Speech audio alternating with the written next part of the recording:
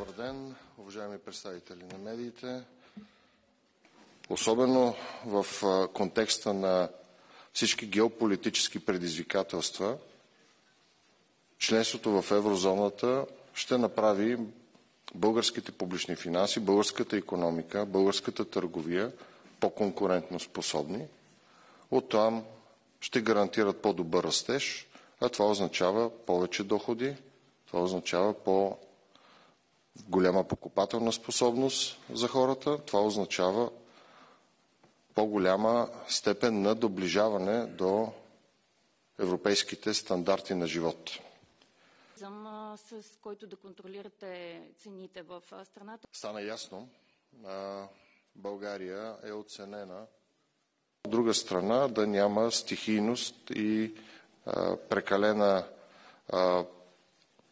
прекалено бързане да обменят своите средства, което, разбира се,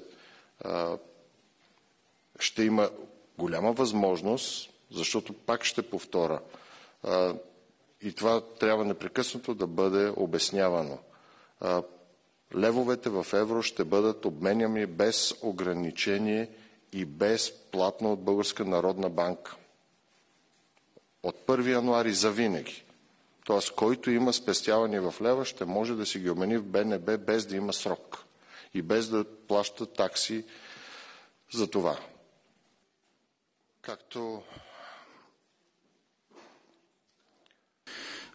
It is crucial that all Bulgarians are well informed about the changeover process, and we all have an important role to play here.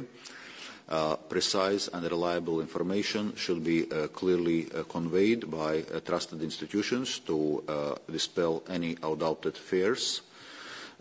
For instance, I am aware that some Bulgarian citizens fear that joining the euro may result in higher prices. Let me reassure you today, we have strong historical data, including Croatia's recent experience in 2023, that confirms that the impact of the changeover on prices is minimal.